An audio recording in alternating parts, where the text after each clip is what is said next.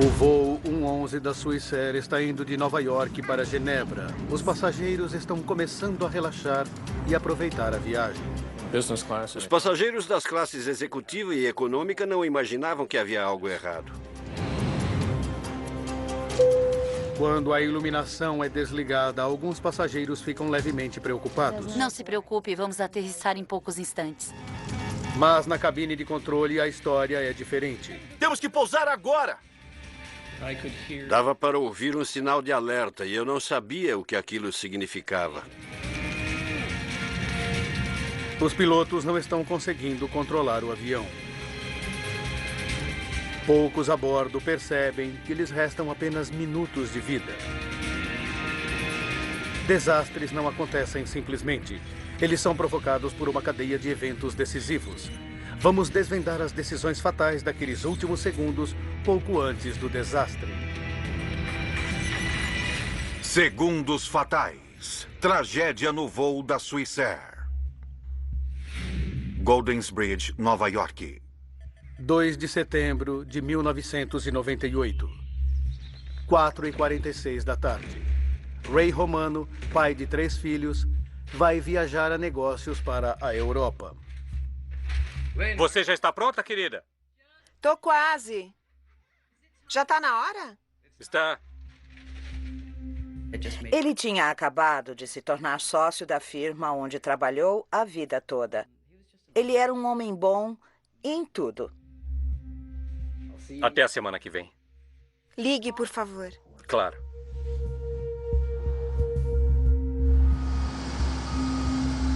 Sete e 45 da noite. Horário de verão na costa leste. Aeroporto JFK de Nova York. 215 passageiros embarcam no voo 111 da Swissair, com destino a Genebra, Suíça. Tchau. Ray Romano está na fileira 9, perto da frente do avião. Está com bilhete? Não, Não? Ele vai sentar com você? vai. Ah, tudo bem então.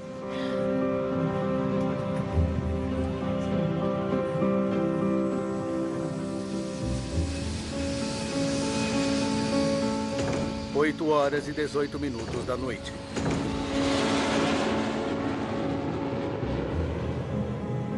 O comandante Urs Zimmermann e o primeiro oficial Stefan Lowe vão pilotar durante as 8 horas de viagem noturna.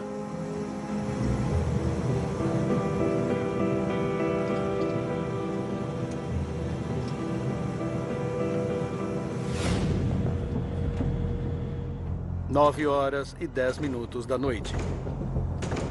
52 minutos depois da decolagem, o voo 111 da Swissair está viajando a 10 mil metros sobre a costa da Nova Escócia, no Canadá. Está sentindo esse cheiro? Sim, eu estou sentindo um cheiro estranho aqui. Mas eu não sei de onde vem.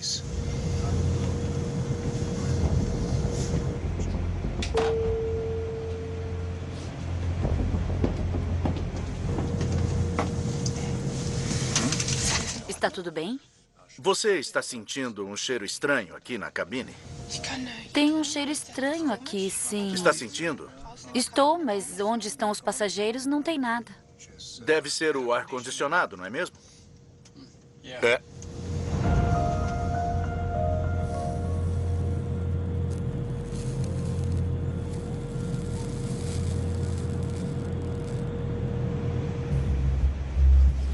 Você vai pintar o foguete de que cor, querida? Eu vou pintar de rosa e de roxo. Obrigado. Está perfeito. 9 horas e 13 minutos da noite.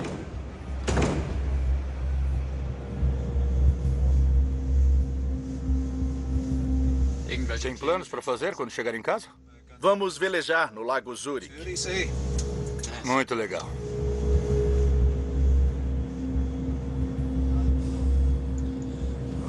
Isso aqui não está nada bom.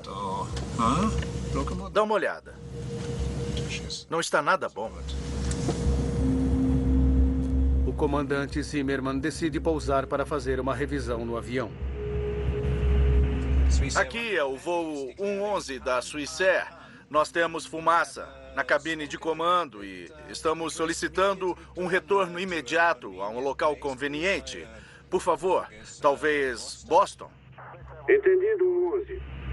O controle de tráfego aéreo lhe diz que o aeroporto de Halifax está bem mais perto do que Boston, apenas 122 quilômetros de distância. Você prefere ir para Halifax? Afirmativo para o voo Swissair 111. Preferimos Halifax a partir de nossa localização.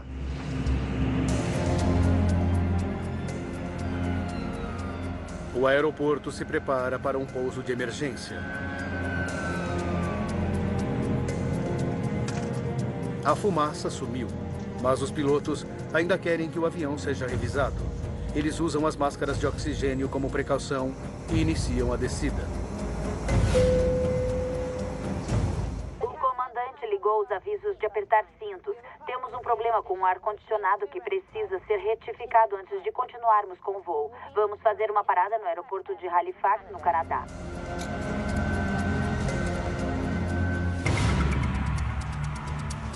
Centro de controle de tráfego aéreo em Moncton, New Brunswick.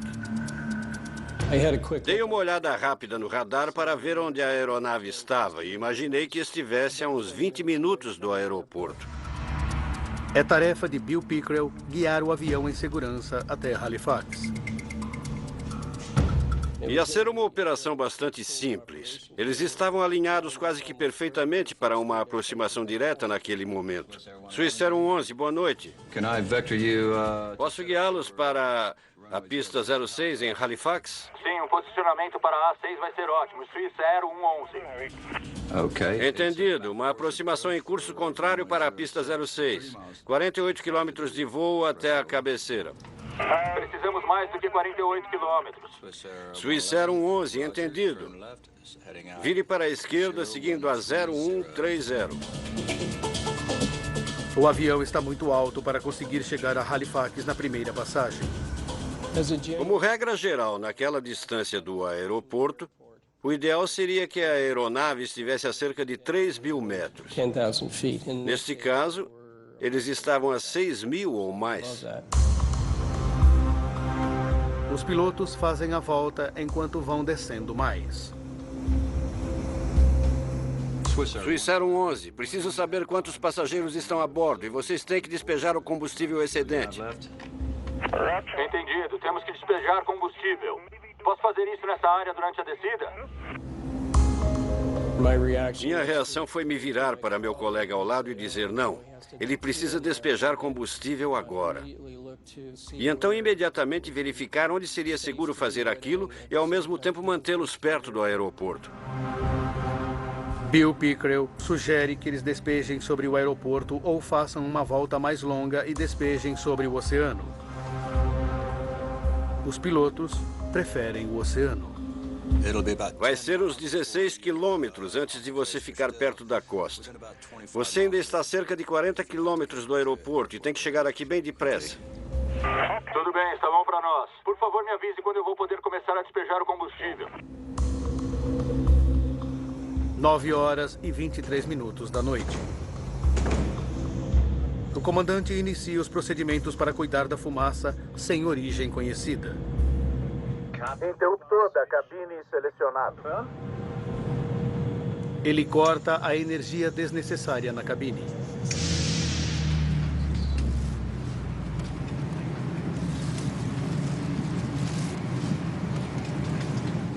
Por favor, devemos nos preocupar agora. Não há eletricidade, o ar está desligado. Não. O comandante nos assegurou que não há motivo para preocupação. São apenas os procedimentos normais de um pouso de emergência. Pouso de emergência?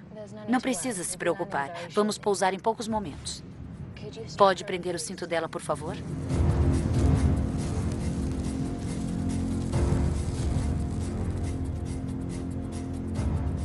Nove horas e 24 minutos da noite.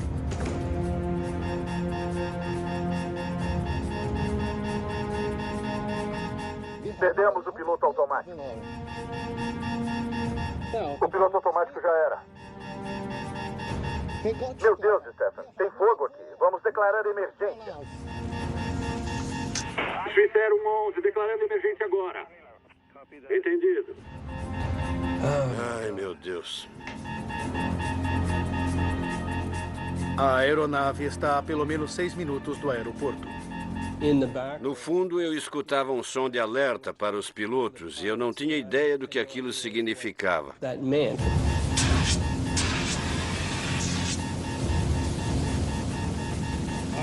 Que droga! Aqui é um 11. Estamos começando a despejar combustível. Temos que pousar agora. Swissair 11, entendido.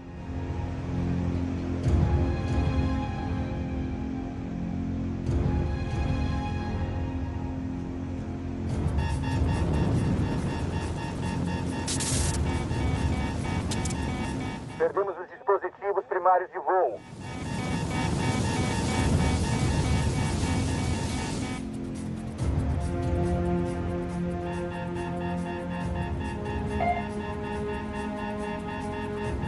Perdemos o transponder.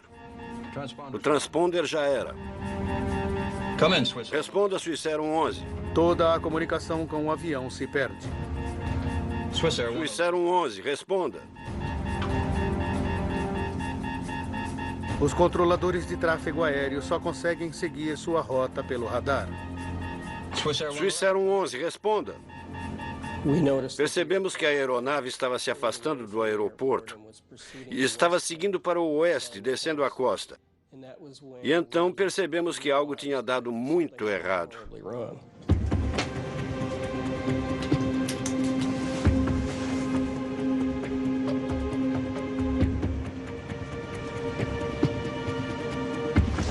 Meu Deus, isso é fumaça.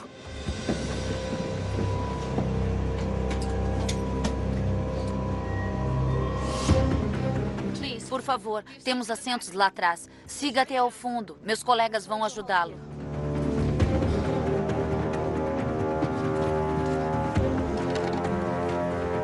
Tem fumaça na primeira classe.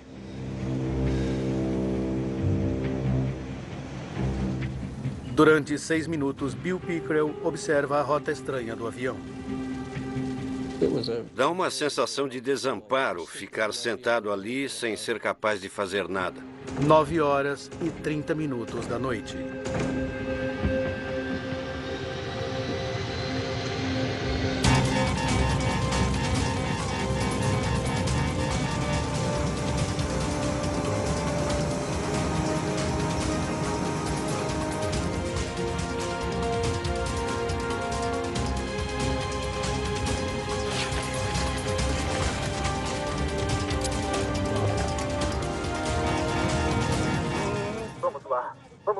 Vamos lá! De repente, eles viraram para o sul, em direção ao mar aberto.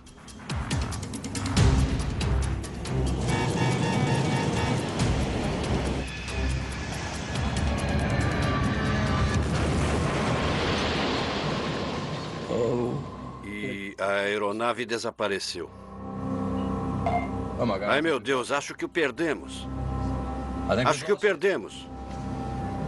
Swissair 11, responda. Swissair 11. Meu Deus.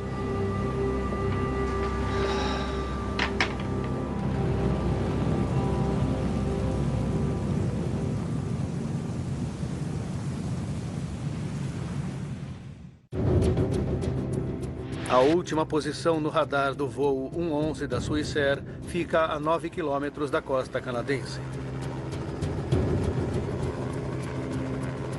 Quando a notícia se espalha, os pescadores correm para o mar para tentar resgatar sobreviventes.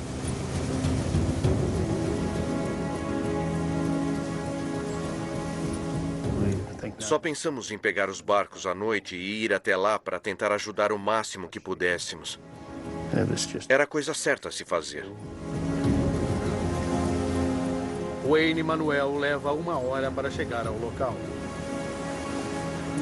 Víamos o resto dos barcos que estavam lá naquele momento e sentíamos o cheiro de combustível de avião. E quando nos aproximamos, vimos os destroços boiando.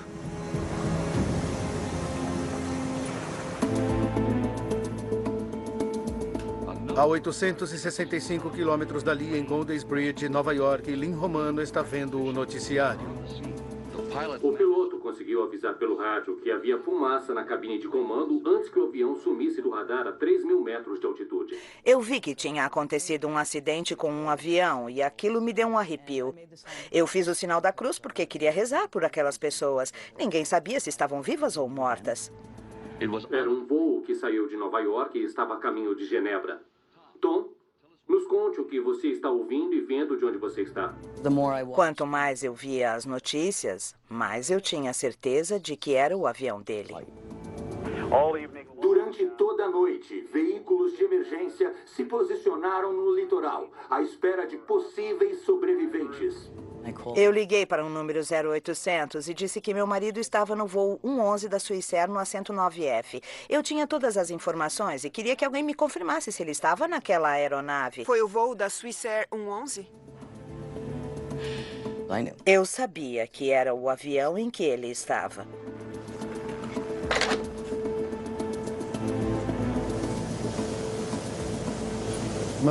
A maior parte das coisas que vimos flutuando eram roupas e pedaços de malas e sapatos. Eu acho que até passamos por um pedaço do avião. Provavelmente meia dúzia de janelas da lateral do avião, e esse foi o maior pedaço que vimos. Wayne esperava encontrar sobreviventes. Torcemos bastante, mas depois que chegamos lá e vimos o que estava boiando, percebemos que não tinha sobrado nada e que não haveria nenhum sobrevivente.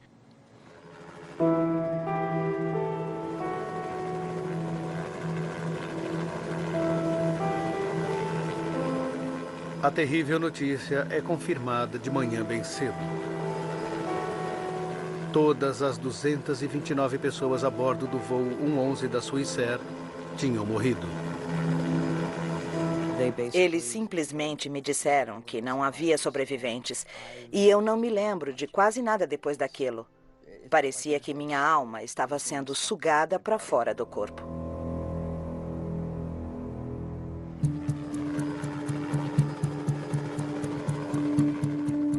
O Comitê Canadense de Segurança nos Transportes inicia uma investigação. A autoridade encarregada é Larry Vance.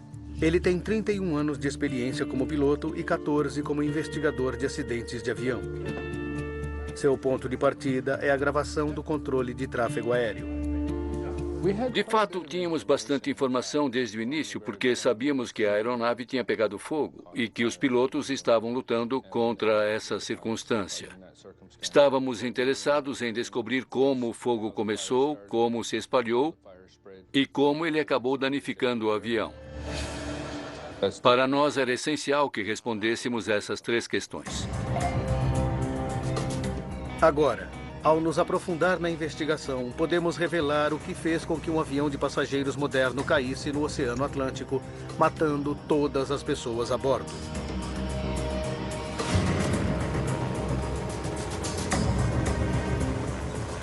Antes que os investigadores consigam estabelecer o que provocou o incêndio no voo 111 da Swissair, eles precisam recuperar os destroços. Mais de 20 agências do Canadá, Estados Unidos e Europa são convocadas para ajudar. Objetos pessoais e destroços foram encontrados ao longo de 200 quilômetros de praias. Vocês vão encontrar restos humanos. Não sei dizer o que vocês vão fazer depois. Deem um jeito e continuem seu trabalho. Apenas um corpo foi encontrado intacto.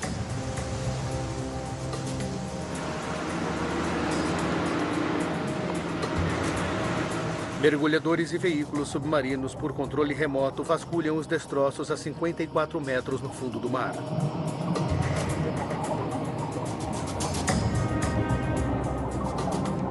Era importante para nós tentar recuperar as caixas pretas, porque é lá que encontramos informações básicas sobre o que acontece na cabine. Estávamos muito ansiosos para colocar nossas mãos nelas. As 2 caixas pretas do avião acidentado foram encontradas intactas 9 dias depois do acidente. Nós temos uma lista de verificação para a fumaça do ar-condicionado. A equipe descobre que os pilotos sentiram cheiro e depois viram fumaça. Stefan, a fumaça sumiu. Mas depois que a fumaça sumiu, ela voltou e trouxe fogo com ela. Suícer 111, vocês estão liberados para despejar combustível. Entendido. Mas os investigadores descobrem um pouco mais. A informação sobre os últimos 6 minutos estava faltando, e isso foi uma decepção para nós.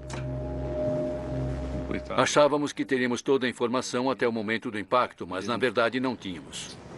As caixas pretas não fornecem nenhuma resposta rápida. Mas Vance continua achando que os destroços do avião guardam muitas pistas.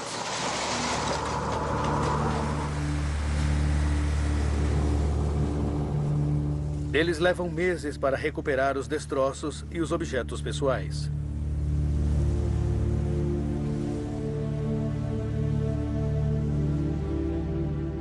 Os parentes consternados são convidados a virem buscar os objetos de seus entes queridos. A bagunça era indescritível. Havia malas que pareciam que o demônio tinha mexido nelas. E, por outro lado, havia coisas que estavam em perfeitas condições e que só foram retiradas da água. Lynn vê o caderno onde o marido tinha feito uma lista de compras naquela manhã. O fato de que seu caderno estava ali e podia ser lido, revistas estavam intactas, mas nenhum dos passageiros, me fez perguntar por quê? Como isso pôde acontecer? Eles explicaram simplesmente que tinha sido a Força G. E você sabe o que acontece. Foi aí que eu desejei não ter perguntado.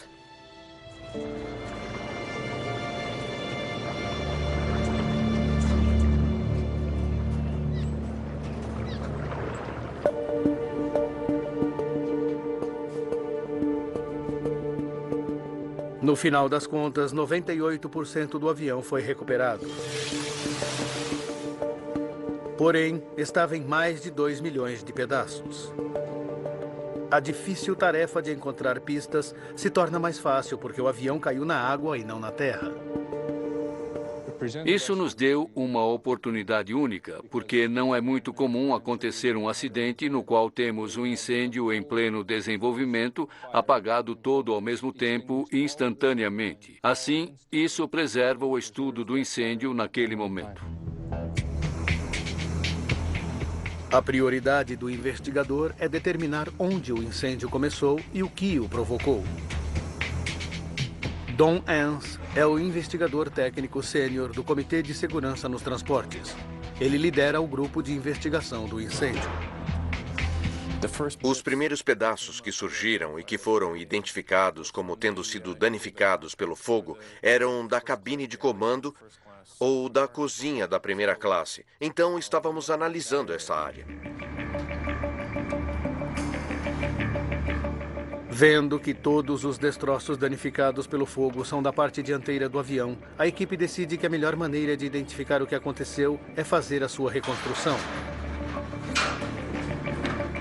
Parecido com um quebra-cabeça de 5.000 peças, os destroços são pacientemente unidos até formarem uma imagem em tamanho real. Conforme uníamos mais coisas, a imagem foi ficando cada vez mais clara. Lembro que, ao olhar para o teto da cozinha número 1, em particular, vi que todo o estrago feito pelo calor ia de dentro para fora, o que colocava a fonte de calor sobre a cozinha. A reconstrução mostra que o fogo estava queimando não dentro da cozinha, mas fora de vista, na parte de cima do avião.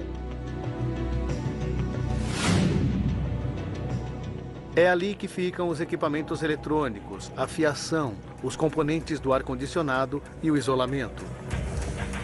Não havia detectores de fumaça lá em cima e não há exigência que obrigue a tê-los. Os passageiros não tinham ideia do que estava acontecendo até que o fogo acabou passando pelo teto.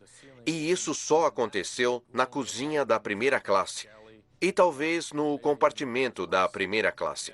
No fundo do avião, classe executiva e econômica, ninguém teve a menor ideia de que algo inoportuno estava acontecendo. Uma parede de anteparo divide a parte de cima em 2 compartimentos com um pequeno túnel para a fiação passar. Sabendo quem sentiu o cheiro de fumaça e quando, a partir das gravações da caixa preta e analisando os danos na reconstrução... Está sentindo algum cheiro estranho, comissária? Onde estão os passageiros, não.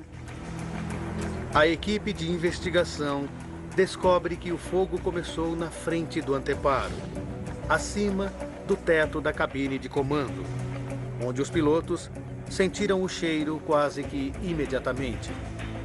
Se tivesse começado atrás do anteparo, teria provocado muito mais danos na parte traseira da fuselagem e as pessoas no fundo do avião teriam sentido o cheiro da fumaça antes das pessoas na cabine de comando. Agora, eles sabem onde o fogo começou e precisam descobrir como ele começou. Uma das coisas que procurávamos era se tinha havido algum tipo de atividade criminosa ou não. Uma inspeção mais cuidadosa em parte dos destroços sugere que houve. Bem no início da investigação, nós começamos a ver o que parecia chumbo de uma cápsula de arma de fogo, umas bolinhas. Elas estavam por toda parte, nos assentos, encostos, etc. Nós estávamos achando que alguém poderia ter feito disparos no avião. A questão era sobre se o fogo era parte de uma conspiração terrorista, se alguém teria embarcado no avião com uma arma de fogo. Até que eles descobriram o que havia no porão do avião. No final das contas, eram pontinhas de canetas esferográficas, aquelas coisas redondas que se põem na ponta das canetas esferográficas. Havia dezenas de milhares daquelas coisinhas.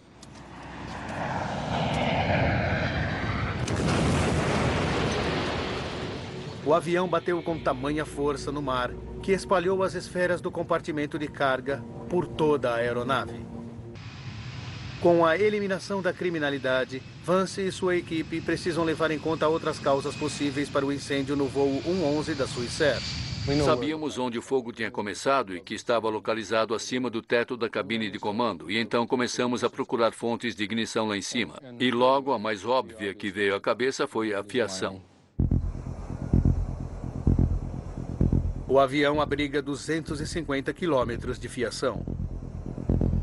3.000 peças foram recolhidas do local do acidente.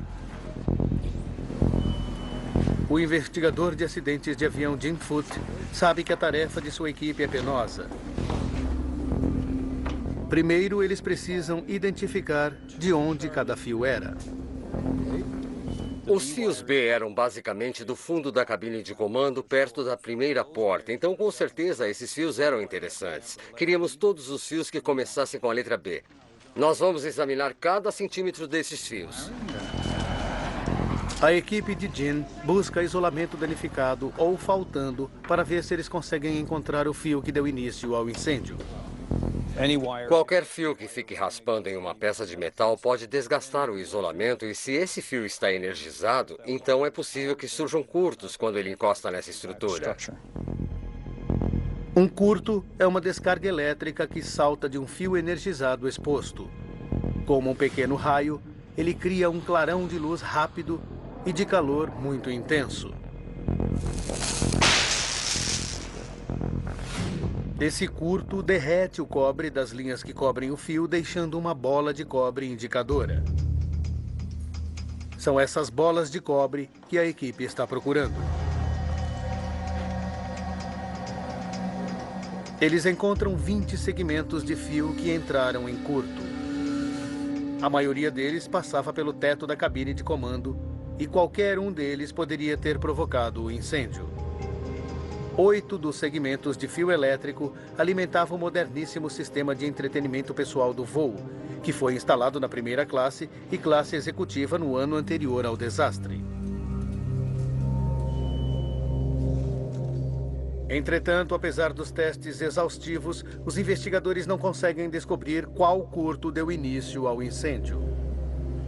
Nós ficamos desapontados com todo o esforço que investimos. Nada do material que tínhamos recuperado e ao qual tínhamos dedicado nosso trabalho nos levava a descobrir qual curto provocou o evento. A análise da fiação chega ao fim. Jim Foote está conformado de que não vai descobrir onde surgiu o curto inicial. Entretanto, conforme ele vai guardando as coisas, ele dá uma última olhada nos fios queimados do sistema de entretenimento. Ele não estava lidando com aquilo com o mesmo cuidado que tinha no passado. Então, ele abriu as pontas que estavam tortas. Eu comecei a desembaraçar os fios. E, de repente, descobri uma segunda marca de curto no mesmo lado de um dos que a gente já tinha notado. Larry. Veja isso. Eu conhecia aqueles fios muito bem e Jim também os conhecia bastante.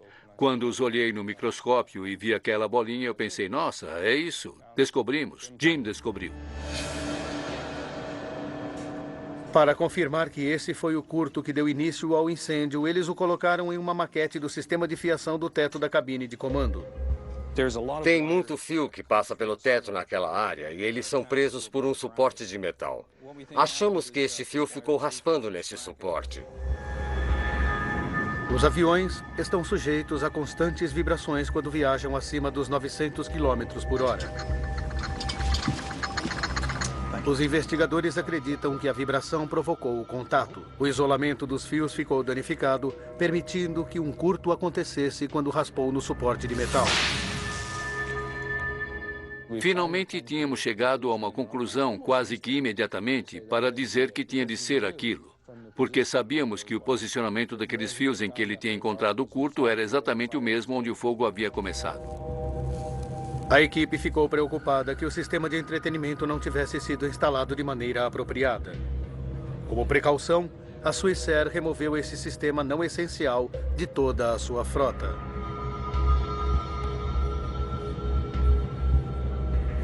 O posicionamento é exatamente o mesmo. Os investigadores tinham descoberto a origem do incêndio no voo 111 da Swissair, mas havia mais perguntas que eles queriam responder. Eles sabiam que os pilotos não conseguiriam evitar o incêndio, mas precisavam saber se eles poderiam ter evitado o acidente. Como investigadores, temos de dizer em que circunstâncias aqueles pilotos se encontravam e que os obrigou a fazerem o que fizeram, provocando a perda da aeronave. Vance e sua equipe esmiuçam as decisões que eles tomaram nos minutos antes do impacto. As gravações da caixa preta lhes contam que a cabine de comando fica cheia de fumaça e fogo momentos depois que os pilotos desligam a energia desnecessária onde ficam os passageiros. Uma das coisas que eles acabaram desligando foram os ventiladores de recirculação que ficam nos fundos, e isso mudou todo o fluxo de ar para o incêndio. Esses ventiladores puxaram as chamas através do anteparo para longe da cabine de comando. Depois de desligados, a chama mudou de direção. Ela simplesmente fez assim. Mudou imediatamente.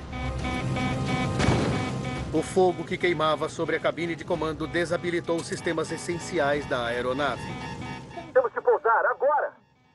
Ele inutilizou quase todos os instrumentos que os pilotos usam para controlar a aeronave, pilotá-la e mantê-la no prumo. Subir e descer, todos esses instrumentos começaram a falhar praticamente ao mesmo tempo.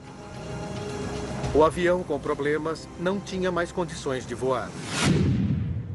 Não podemos culpar os pilotos por desligarem a energia desnecessária. Eles estavam seguindo os procedimentos da Swissair para cuidar de fumaça de origem desconhecida. Existe uma decisão que os pilotos tomaram minutos antes da queda que provocou vários eventos críticos.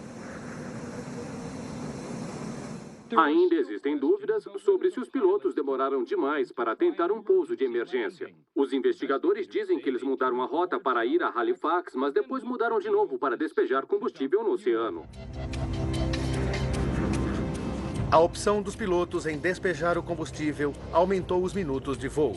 Era um procedimento que eles poderiam ter ignorado. Os investigadores querem saber se este atraso custou a vida de 229 pessoas que estavam a bordo.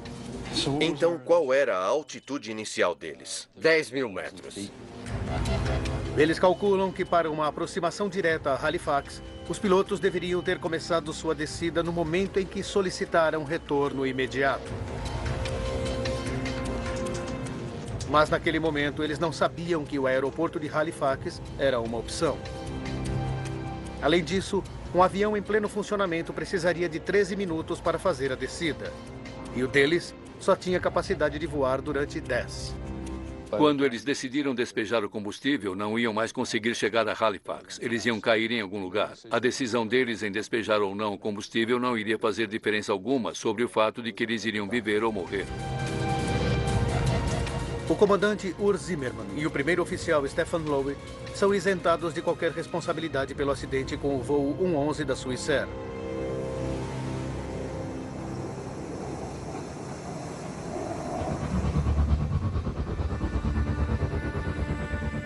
A equipe de investigação conseguiu reconstruir a parte dianteira do avião, determinando onde o incêndio começou e descobriu o curto que o provocou.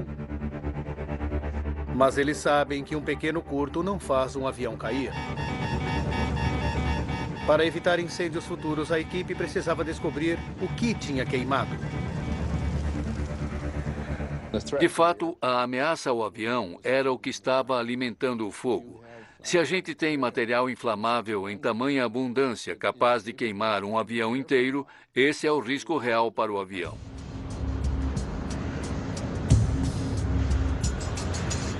Todos os materiais nos aviões americanos precisam ser submetidos a um teste de inflamabilidade feito pelas autoridades federais de aviação americanas antes de serem usados. Mas alguma coisa na parte de cima do Swissair 111 era claramente inflamável. Não consigo pensar em nada naquela área que pudesse promover um incêndio. Sua atenção é atraída para um material metálico brilhante que cobria o isolamento de fibra de vidro, o politereftalato de etileno, mais conhecido como mylar metalizado. Nós recuperamos parte do material da manta de isolamento, o mylar metalizado flutuando no mar. Havia pequenos pedaços dele, como imaginamos, e eles mostravam marcas de queimadura. Dava para ver que tinham pegado fogo. O mylar metalizado foi instalado em 699 aviões americanos registrados. Se foi ele que alimentou o fogo, todos eles estavam correndo risco. Tínhamos uma boa quantidade dele que conseguimos recuperar, que não estava queimado, e de onde tiramos um pedacinho e o colocamos no chão do hangar e acendemos um fósforo nele. Ah, meu Deus! Veja isso! É incrível! E imagine, queimou feito louco. Muito inflamável. E nós pensamos, cara, este avião está cheio dessa coisa. Larry tem quase certeza de que o mylar metalizado alimentou o fogo do Swissair 111. Sim, achamos que descobrimos o que pode ter sido o problema. Eles informam as autoridades da aviação imediatamente. Elas tinham testado a flamabilidade do mylar metalizado há mais de 10 anos e tinham aprovado o seu uso. Uma das coisas que fizemos foi analisar a história desse mylar metalizado para ver se tinha havido chances de identificá-lo como um material perigoso.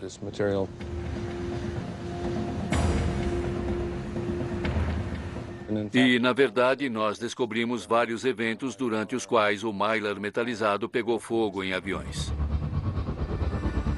Em consequência desses incêndios, o fabricante de aviões McDonnell Douglas sugeriu que o mylar metalizado deveria ser retirado de todas as suas aeronaves. 4 anos antes do acidente com o voo da Swissair, as autoridades americanas tinham testado novamente o mylar metalizado e descobriram que ele era inflamável, mas elas não o proibiram. O fato é que nenhum deles tinha provocado a perda de vidas. Se um desses acidentes anteriores tivesse resultado em uma quantidade de mortes, se tivessem que contar corpos, talvez as autoridades tivessem tido uma reação diferente. A FAA agora tinha corpos para contar, 229. Eles testaram novamente o mylar metalizado, sujeitando-o a condições de voo muito mais realísticas. Ele falhou. A FAA deu às companhias aéreas americanas 4 anos para retirá-lo dos aviões. Sabemos que obtivemos resultados porque havia sangue no mar e havia uma quantidade de mortos. Assim, as pessoas prestaram atenção naquilo e conseguimos dar um passo à frente com nossa preocupação com a segurança, conseguindo que ela fosse aceita. A investigação sobre o voo 111 da Swissair foi a mais longa que o Comitê de Segurança nos Transportes canadense realizou. Foram necessários 4 anos e meio para completá-la. Usando as informações detalhadas que os investigadores descobriram, nós agora podemos revelar exatamente o que aconteceu no voo 111 da Swissair e o que os pilotos tiveram de encarar minutos antes do impacto. 21 minutos para o desastre. Um curto em um fio no alto do avião fez com que o Mylar metalizado pegasse fogo. Os pilotos sentem um cheiro estranho, mas acham que há um problema no ar-condicionado. 18 minutos para o desastre. Eles veem a fumaça, decidem pousar e seguem em direção a Halifax. 16 minutos para o desastre. Os ventiladores do ar-condicionado puxam o fogo para os fundos do avião, o que faz com que a fumaça na cabine de comando desapareça. 11 minutos para o desastre. Enquanto fazem a volta para baixar a altitude, os pilotos decidem fazer uma volta mais longa para despejar combustível no mar, mas não sabem o que está acontecendo na parte de cima do avião.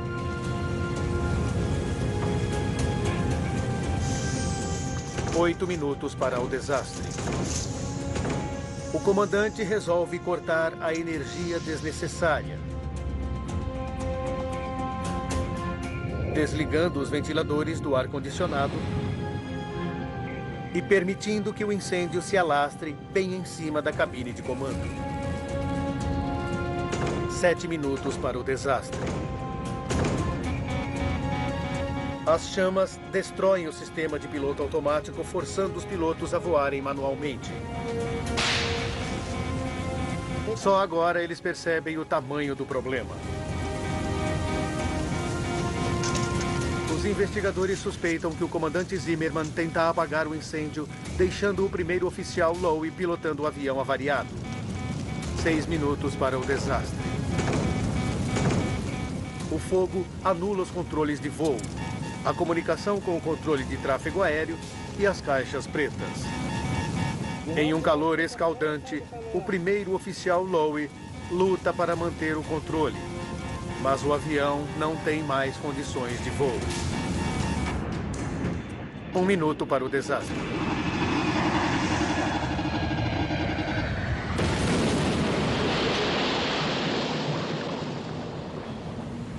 Todos os passageiros e a tripulação estão mortos.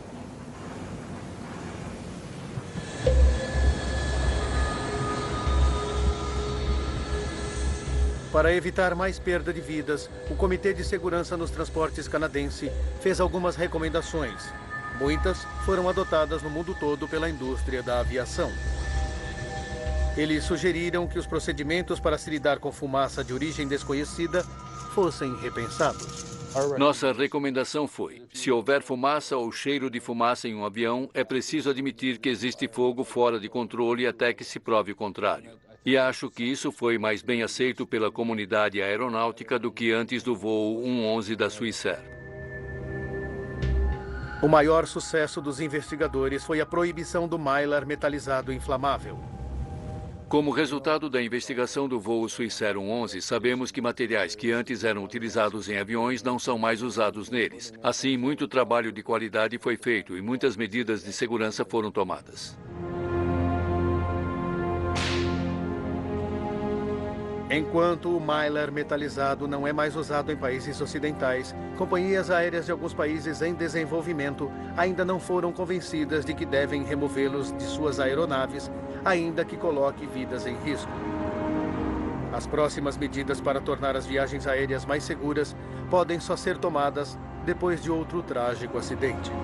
Será preciso acontecer um outro evento que chame novamente a atenção das pessoas. E aí poderemos dizer, nós avisamos, mas vocês não consertaram. Agora é melhor fazer alguma coisa antes que aconteça de novo. Não dá para fazer as pessoas aceitarem mudanças a não ser que elas sintam a obrigatoriedade. Versão Marshmallow São Paulo.